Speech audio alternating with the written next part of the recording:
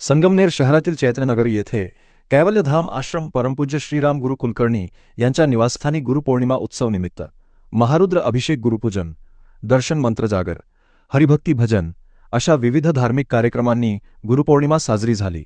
या निमित्ताने शेकडो भाविकांनी दर्शनाचा व महाप्रसादाचा लाभ घेतला। या प्रसंगी परमपूज्य श्रीराम गुरु कुलकर्णी यांनी आलेल्या भाविकांना गुरुपौर्णिमेचे काय महत्त्व आहे यावर विशेष संवाद साधला। बघूया सविस्तर वृत्तांत।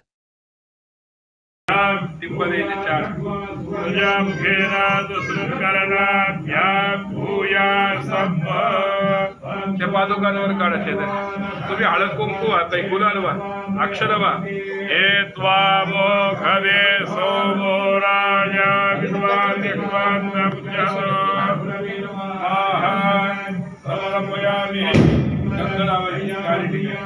अक्षर पादुका दोन्ही हातामध्ये कपाळीला बघा प्रमाणे भगवान प्रसन्न वरदाय नमो नमस्ते नमस्ते ब्रह्मरूपाय विष्णुरूपाय ते नमः नमस्ते रुद्ररूपाय कलिरूपाय ते नमः विश्वरूपस्वरूपाय नमस्ते ब्रह्मचारिणे भक्तप्रियाय देवाय नमस्तुभ्यं विनायक लंबोदरं नमस्तुभ्यं सततं मोदकप्रिय निर्विघ्नं कुरु मे देव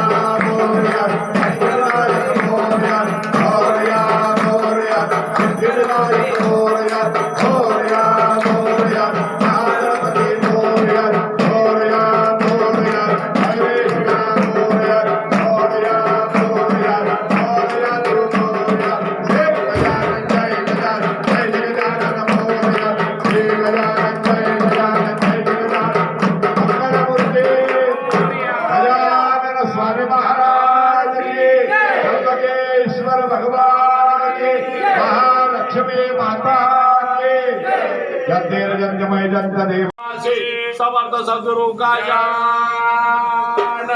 महाराज की जय। नमः पार्वती पते हर हर महादेव।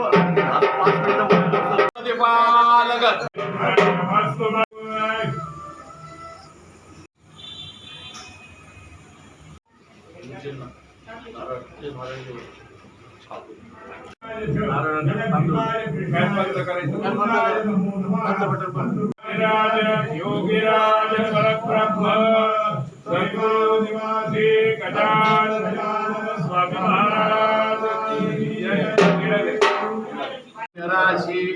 नमस्कार माझा संत सद्गुरु ज्ञानी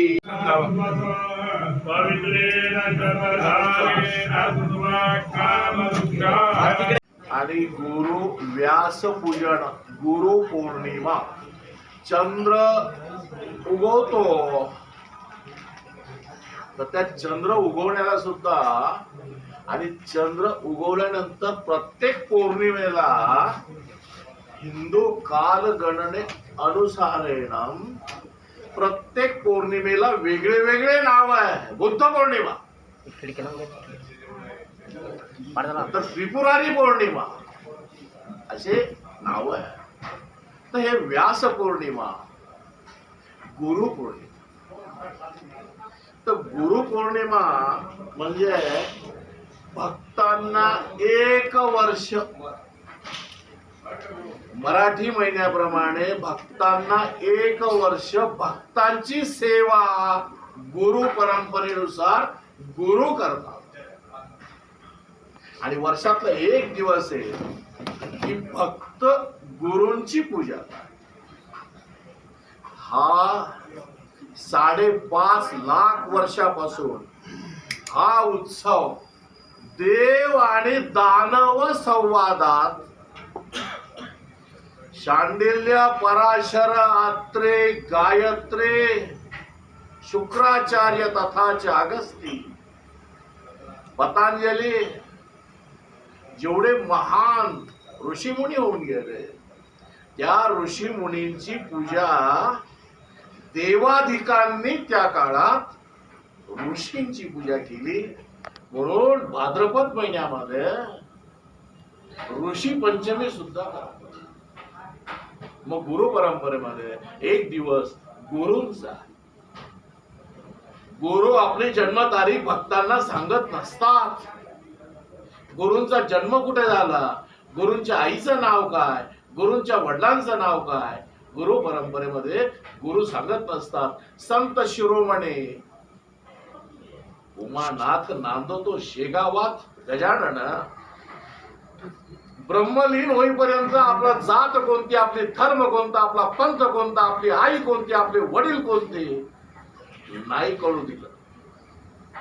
साईंनी सुद्धा शिर्डीमध्ये मी कोण, कोटील कोण नाही कळू.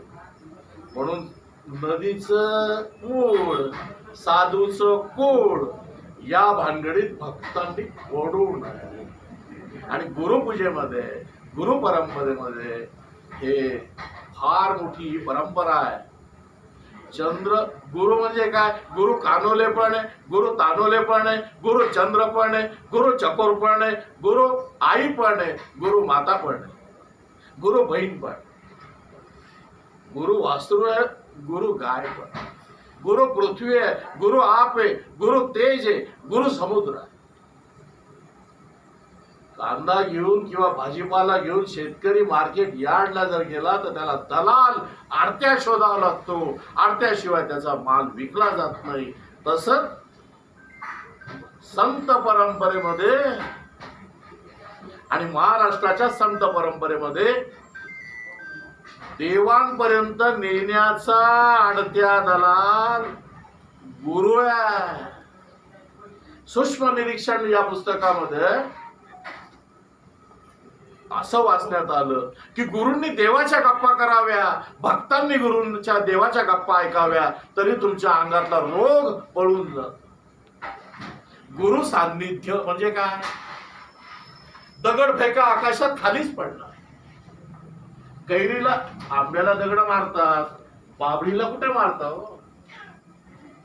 कारण का, आंबा वरचा खाली पडतो तसं गुरुत्वाकर्षण असं अनुसरणे गुरु आणि आकर्षण, गुरु आणि मग चिंतामणी असता घरात, काय चिंता करतो घरात, चिंतामणी आहे काय चिंता करतो. मग ही परंपरा 3.5 पीठ देवीचे, अष्टविनायक गणपतीचा, गणपती बाप्पाचा उत्सव या सगळ्यांमध्ये गुरु लागतात.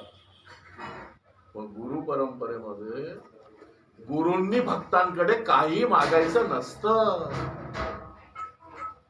काही लोक मला देशभर फिरताना म्हणतात, मुंबईत म्हणतात की गुरु आम्हाला तुम्हाला गुरु करून घ्यायचंय. मी सरळ सांगतो, कान मंत्र गुरु मंत्र दिला म्हणजे गुरु होत, पण गुरूंनी भक्तांची परीक्षा पाहिजे आहे.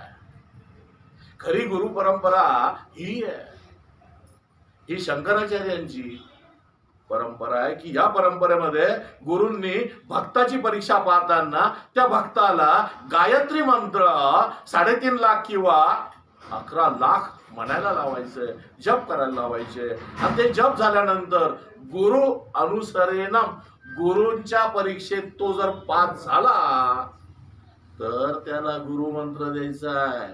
आणि गुरूंनी मंत्र देताना गुरूंनी भक्तांकडून काही मागायचं नाही.